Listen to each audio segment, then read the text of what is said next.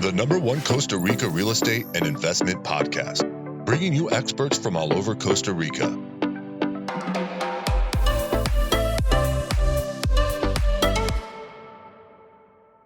Good morning, guys, and welcome to episode 191 of Costa Rica Real Estate and Investments with me, your host, Richard Beckson. Today, we're going to be talking with Andres Murillo. He heads up the Guanacaste office for 2 Costa Rica Real Estate in Grande, Tamarindo, Negra, and Avellanas, plus many of the other Guanacaste beach towns. If you remember, we had him on probably about 7-8 months ago, where we talked about kind of beach towns to invest in over the next 5 to 10 years. It was one of the most popular podcasts, so I thought I'd get him back on here and see if we could do a part 2 and get a bit of an update of where the market is. Andres is a Tico, as you'll see, loves to surf. And if there's anything that, we know about real estate and tourism, that surf usually kind of makes a great location for investment. So it's going to be great to chat to him about that, as he surfs the whole coast.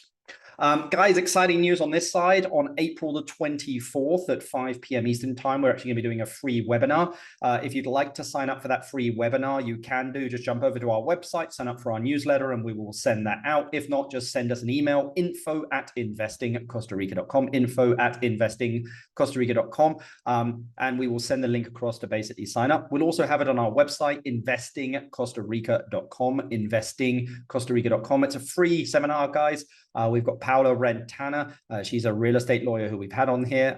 I'm going to be talking more kind of about data and trends, what's happening in beach towns, good investments, and things where there's just opportunity, while Paula kind of, I suppose, keeps me on the straight and narrow, as most lawyers do. But no, she'll be talking kind of more about the legal aspects of investing in real estate here, things to bear in mind, corporate structures, those kind of things. So it's probably going to be about a 30 to 45-minute seminar, very similar to a podcast. There'll be a Q&A session there as well. And it's just the ability for you to kind of chat with us live and listen to us live. It's going to be very interactive. And I'll have a bunch of data there for you guys as well to see. On, again, beach towns, also mountain towns, just where's area of good investments. And just, again, as I mentioned, there are trends that we're also seeing here in Costa Rica as well. So you can, again, sign up for our newsletter, info@investingcostarica.com. Go to the website, investingcostarica.com. In the bottom of the footer, you will see it there. If you stay on the website for probably about 30 seconds, it'll pop up. But yeah, it'd be lovely to see a lot of you listeners come on there, even if it's just to kind of listen live as we kind of have a webinar. I suppose it's more like a live podcast to an extent with Q&A. But anyway, let's get straight into the podcast. Good afternoon, Andres. How are you doing? I'm doing great. Thank you. Thank you for having me back. Not at all. Not at all. It's a pleasure to get you on here. As I think I mentioned in the introduction, and also mentioned to you, I mean, I think it was one of the top 10 podcasts was the last one that we did. So how could we not get you back on? Oh, thank you so much, man. It was such a fun time, and hopefully we can keep doing this. I'm sure. Well, the first question I like to always get and ask is kind of just a bit of an idea of kind of what's happening in the market. Economically, things appear to have kind of stabilized a little bit. Real estate is still slow in the US, with an interest rates. I mean, who knows where they're going? There was an indication today that maybe they might not change. But anyway, I mean, what are you seeing happening here in Costa Rica, Andreas? Well, it's very interesting. Definitely, we have seen a decrease in the demand of the houses, right? The amount of people. Of course, we had the COVID season, and people was going crazy over Costa Rica and the flights, and we're one of the few countries that was open, so that helped us a lot. Plus, real estate boom everywhere. So I've seen a definitely it's been slowing down a little bit, I'll say. And same thing for the prices. There has been an adjustment in the prices as well. They're still high. I'm not saying prices are going back to 2019, but I wouldn't say prices are as strong, or sellers are staying in their prices as strong as they were, in the last couple of years. It's very interesting. It also changes a lot between areas. Whether you're looking, I don't know if you know about these, but our 2 Costa Rica real estate office just opened up in Nosara as well. Yep. So we are tapping that market as well, slowly but surely. And so we're able to compare a lot of what's going on in all the coast, up north as Coco, Tamarindo, or what we call the Tamarindo area, which is just south of Coco, and and all the way to Marbella maybe, and then from Ostronal on, we consider that like the Nosara area, and then you have Santa Teresa and so on. Yep. So yeah, we're able to compare and see what's going on, and definitely there's markets that have stayed stronger than others for several reasons. You can call it maturity most of the times, but variety is another reason. So yeah, I'll say that's what we're seeing generally across the board. Of course, you know, there's the high-end market for some reason staying pretty robust. We've seen, you know, the bigger developments as Peninsula Papagayo or even Discoveryland that have been having, you know, pretty crazy sales, which Yep. are, you know, it's just out of the books. You know, it's something you cannot come up with. Yeah. But those are the levels. Yeah. Yeah. No, I mean, I was chatting with the guys over at Peninsula Papagayo actually this morning, and like, you know, their cheapest lot at like $2.8 million. You know, they've got brand new lots from 3.1 million. And that's just the lot, you know, plus, you know, it's, I mean, you've got to pay $100,000 for its membership fees, where you get 80% Yes. of that back, 30K a year just in dues, and like your guests can't use it. It's only for you and your family. Like there are some restrictions, but it's a different playing field up there for sure in Peninsula Papagayo and Discovery. It is, and the returns are really high. I have some really good clients who've been buying with property with me. They did two acquisitions recently. Yep. Everything is to increase their real estate portfolio in Costa Rica, and they purchased 3 lots in Peninsula Papagayo for just under $5 million. Wow. But they're ocean view, of course, and you know everything. They're really close to the new sports center that's being built. I'm sure you're familiar with it, but you know, quick numbers. I mean, they're gonna put, you know, let's call it the most expensive lot was 1.8. They're gonna put a $3 million house in there. They can sell for 12. You know, so math in those numbers, it works very differently. And then they just purchased 3 more lots in Nosara with me, Ocean View, for just under $2 million, and they're gonna do the same math. Of course, the return wise is really high. Number wise is not so much. You know, we're talking top dollar in Peninsula, but yeah, definitely, Peninsula has that specific attraction to the market, which is it's very different to everything else that we can see across the board in Costa Rica. Yeah, I mean, look, I mean, just comparing those two markets, you know, I mean, you know, Peninsula Papagayo, I think that once you've got, you know, your rental returns are not going to be what they are in Nosada. I think your rental returns are probably better because in Nosada, you're not going to be as much on the land and probably the build either. But when it comes to resale, the ability when you resell is you will make a lot of more money on your Peninsula Papagayo when you exit than you would do probably in Nosada. Oh, way better. So definitely you hit it right on the point. Rental, you know, if you want to keep the properties as a rental, I'll say your money is better off outside of a development like Peninsula. If you're thinking flipping, but for flipping, you know, it's a considerable amount. We're talking $4 or $5 million, right? It's a big investment, but you know, the overhead is on the winning side is really high. Yeah. Well, I mean, for you, I mean, what's number one, number two, and number three kind of beach town in northern Guanacaste at the moment, would you say, and why? Well, interesting enough, I gotta stay with Tamarindo being one of the top still, even though it's so crowded. You know, everything around it, you know, the market itself is very mature compared to other beach towns. It has gone already to different cycles, right? Many ups and downs. Also, what's really good about it is that it has an advantage over the other towns, which is the variety. So you have condos in different price ranges, you have houses in different price ranges, you have houses in gated communities, outside of gated communities, etc. So just as a quick example, I just had a listing that I sold in less than 30 days. Tamarindo, center of town, short walk to the beach, checks all the boxes. Not such a big lot. It was a 400, I want to call it 430 square meters. with a 230, 250 construction, square meter construction. And I just put it under contract. We're about to close. I don't want to jinx it, Yeah. but just around 870. So, and we had crazy showings, and that was under a month, just to sell it. So, you and I, we know that selling a property in here under a month, in Costa Rica it's a pretty good mark. Yeah. And so I would say probably Tamarindo stays as one of the number one, just because the variety, the waves, what do you have around, the services. I mean, just around Tamarindo area, you have plenty of schools.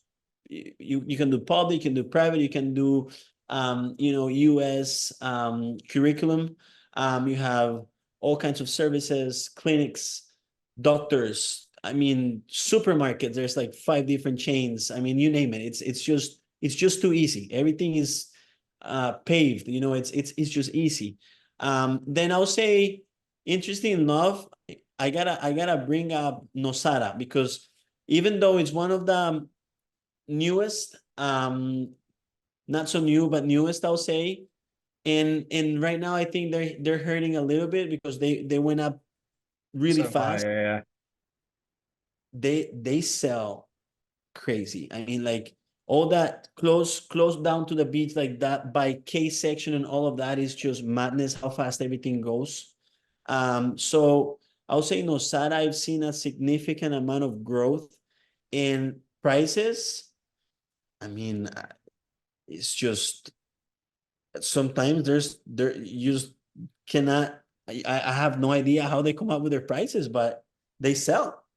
Well, I mean, we're doing a house there, and I mean, the lot, it was $1 million, dude. It's a short walk from the beach. It's the demand and supply. I mean, there is a lot of demand for that area just because, it's in the minds, I think, of a lot of millionaires, because there are billionaires there as well. But I mean, very, 100 millionaires that come in and they just want that land and they don't care. They just want that lifestyle and that culture and that feeling that it's created, and they're willing to pay for it. It's a very different client, of course, to Tamarindo and Peninsula Papagayo. But yeah, I mean, I don't see it slowing down because, it's a demand and supply thing. And yeah, you can go further back up into the mountains and find cheaper land, but like walk to the beach.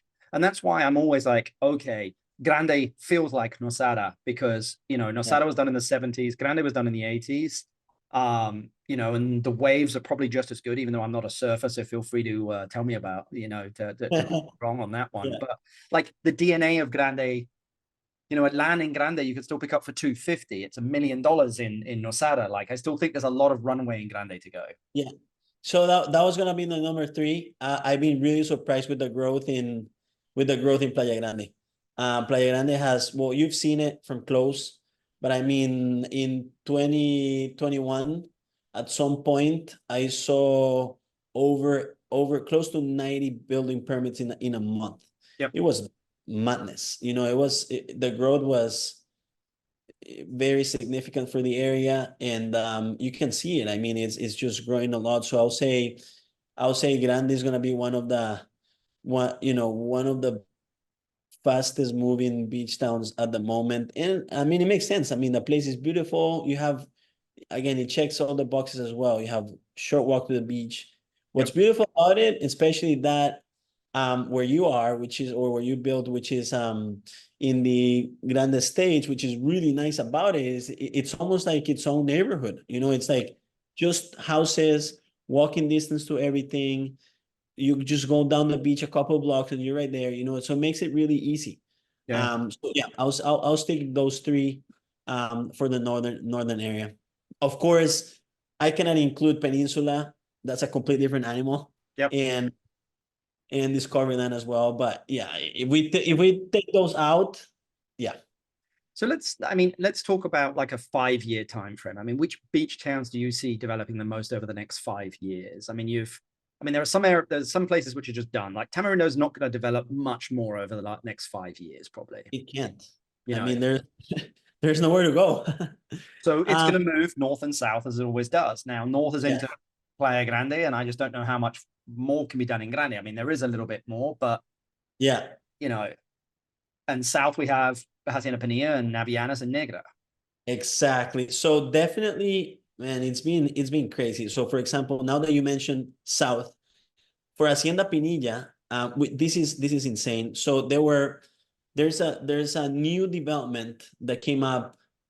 I want to say at the very end of last year, which is Bosques de Pinilla. Yep. Those were 25 homes ranging anywhere from, I want to say they started at around high eights, and the highest price one was just around 1.1. There's 5 left right now. Yep. That's it in Bosque de Pinilla. So they're like townhouses with you can have them built with their own pool, 3 or 4 bedrooms. Now this is even crazier. So what's going on in Playa Avellanas? Avellanas, water came in, developers came in. We're talking, we have the Point, that's 28 homes. Yep. 27 are sold. We have the Enclave, 51 houses, 60% is sold. And then we have the new projects coming up, which are Ave Moana, which is 29 houses.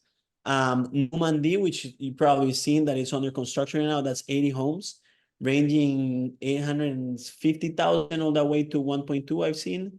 Ave Moana is more on the mid ranges, so I'll say 649, that 3-bedroom, and I want to call it 729, the 4-bedroom, which are going to be really nice. And then you have a new project coming up that is called Coyote Hills, that it's 41 lots in condominium as well. Some with view, some with not a view, that in Avellanas. So just in the area of Avellanas, in gated communities, we're talking over 200 homes. So I don't know, to be honest, where you're going to put so many people.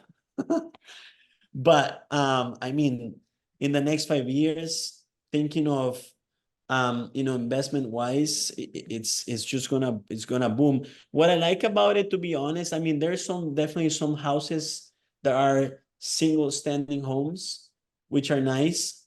I also like the fact that gated communities kind of bring an order to everything.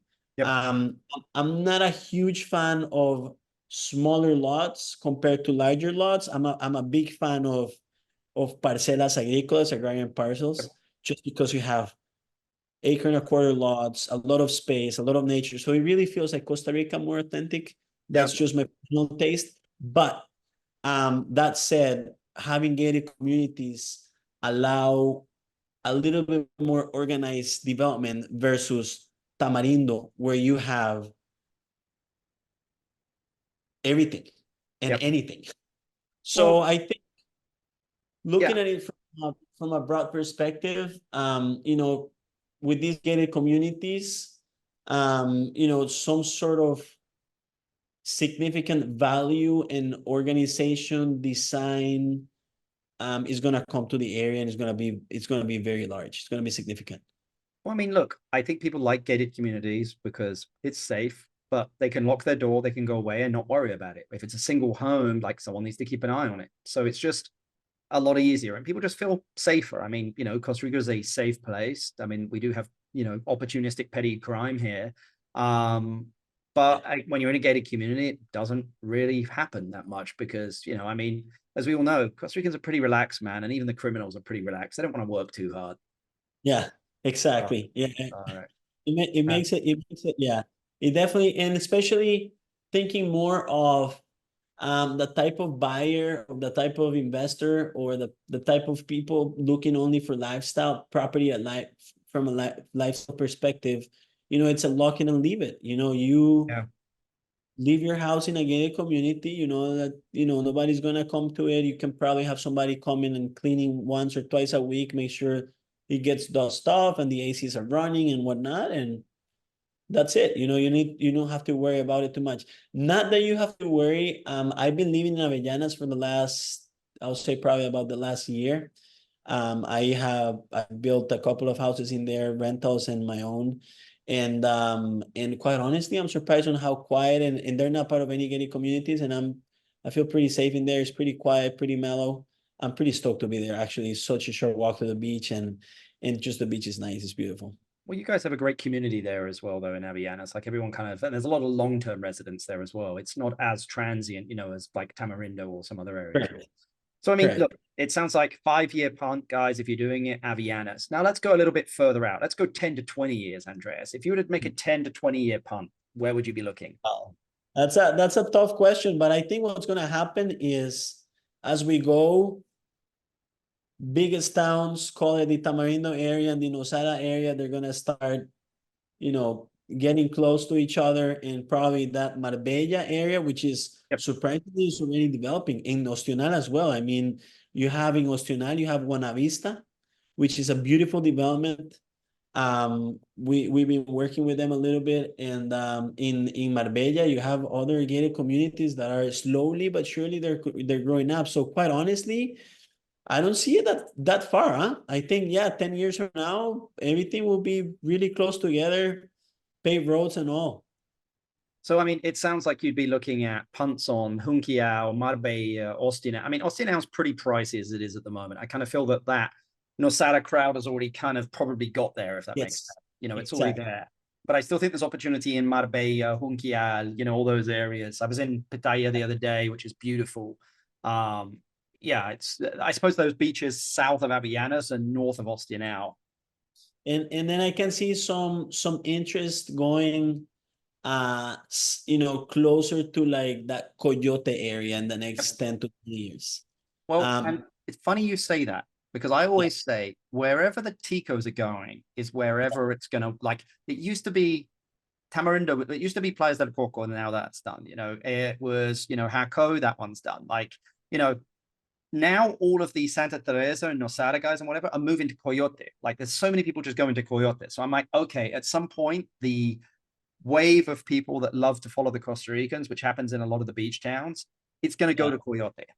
Yeah, so it's definitely going to be that Costa de Oro, Coyote, even like closer to Santa Teresa, Manzanillo, which is really, it's the same effect. Manzanillo is very similar to Ostional and Nosara or Guiones. All the people is that way. People who's looking for more peace.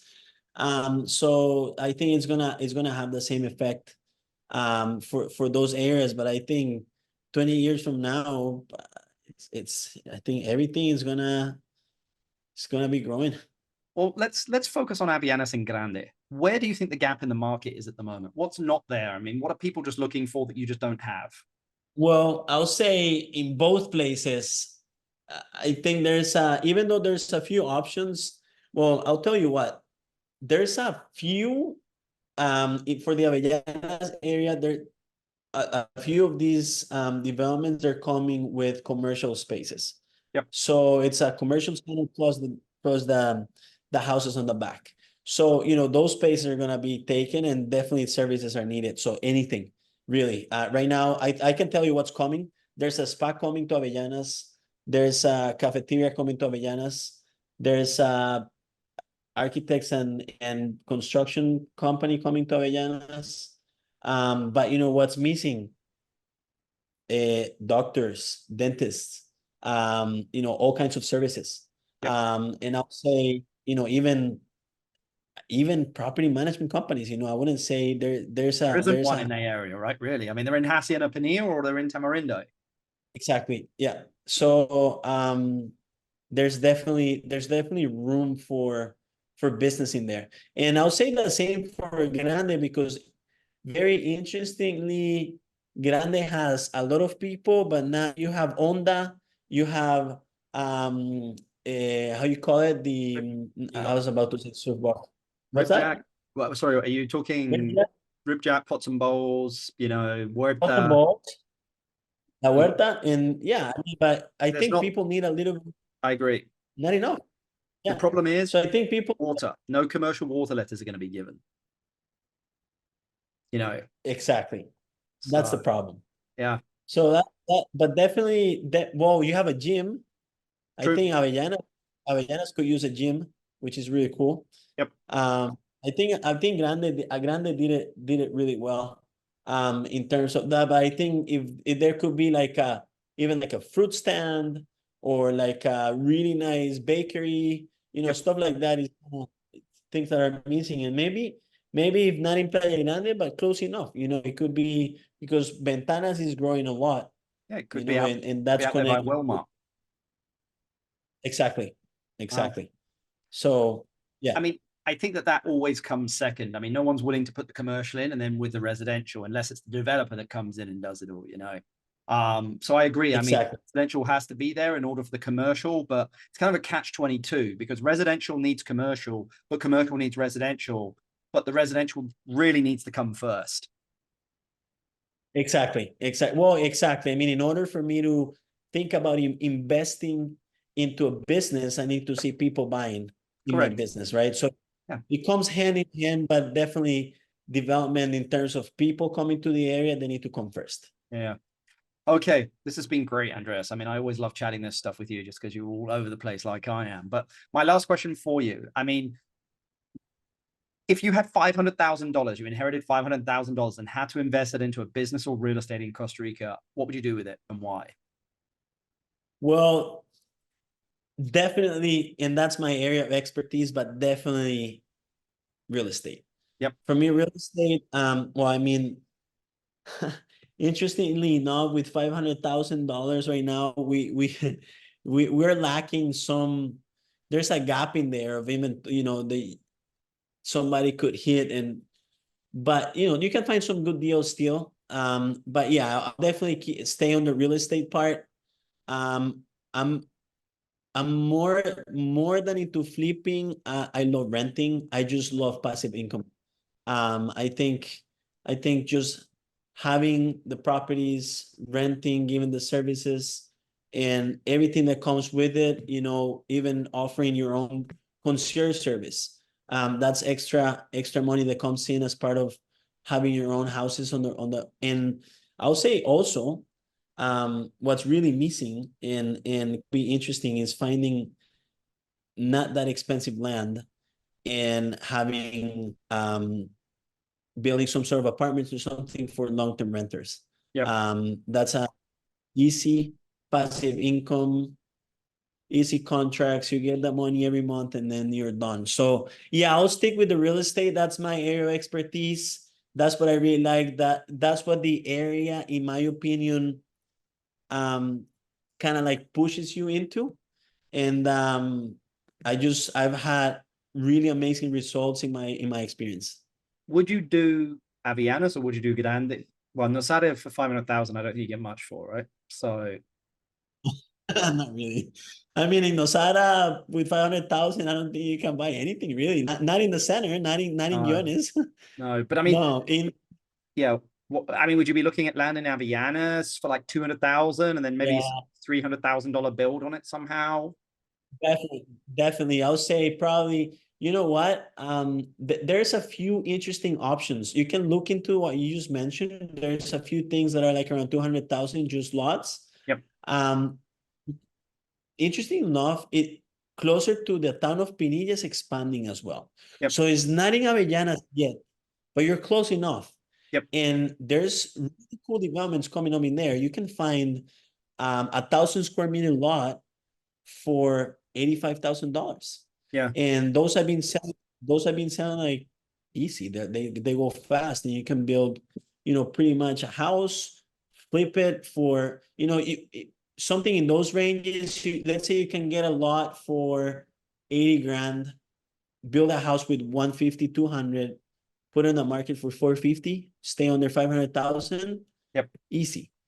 Yep. Or build apartments or whatnot. So very interestingly enough, there has been development in between Tamarindo and Avellanas, not necessarily that close to the beach, and there's demand for it and people love it. And but honestly, people don't have anywhere to live anymore. So as long as you build something nice, your return is gonna be really good. I have a couple of long-term rentals in Avellanas, and I'm pretty surprised with the returns. Wow. I mean, what returns do you think someone could get for a long-term rental? I mean, if they're in it, you know, I mean, as you said there, let's say they build for 200, they're in it for 80 for the land, you know, say they're all in at like 250 just for, you know, giggles. I mean, what do you think I mean, it would rent at? I think, to be honest with you, the way you structure the if you're gonna flip it or if you're gonna do rentals, I think the structuring should be differently. Yep. I think if you're aiming to do long-term rentals in 1,000 square meter lot, you can probably fit 2, maybe 3 really tight homes with a little pool in the center. Yep. And each house can bring you what, $1,000 a month? Right? Yeah. Yeah. That's $3,000 a month. Pretty easy. Now I wouldn't say that area that I just mentioned is that good for vacation rentals. Now, if you get closer to to Avellanas, let's say, because Tamarindo is a whole different thing, you know, everything rents amazing. Yeah. So I'll say that the return right now for houses in Tamarindo, Hacienda Pinilla is a little bit lower because the reselling prices are really high right now. Yeah. But I would say anywhere like between 7-8% right now. That's still pretty good. I mean, it still beats, inflation, and it's a diversification outside of the market. So yeah. Yes. Definitely. I tell you that the cheaper you buy the land, the more involved you are in the process, and the more involved you are in the day-to-day renting management that's gonna be directly reflected in your return. Yeah. So I've seen, I can talk from my experience, the numbers on my properties are significantly higher than what I just mentioned. But I'm involved from A to Z. You know, I'm involved from the acquiring of the land, the construction, the management, everything. So same as you, we can see significantly higher returns than what I just mentioned. Now, this is for somebody who wants it easy, wants a lifestyle, and wants to have a property management company taking care of everything, make it really easy for them. That's what can be expected. Yeah. Well, cool, man. I really appreciate you taking time to come on the podcast again and share your knowledge and information. And I'll put all of your contact details in the description down below for anyone that wants to reach out to you, but really appreciate it, buddy. Thank you, man. I appreciate your time. I love, these conversations. I think they're great. And I can learn from you a lot as well. So thank you for having me. And yeah, whatever you need, and you can just let me know. Cool, man. Thanks very much.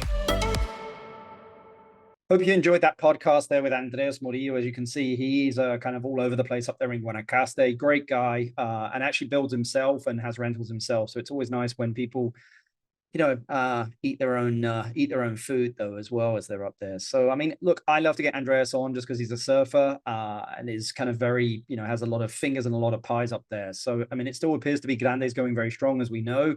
And Avellanas, a lot of new product coming online.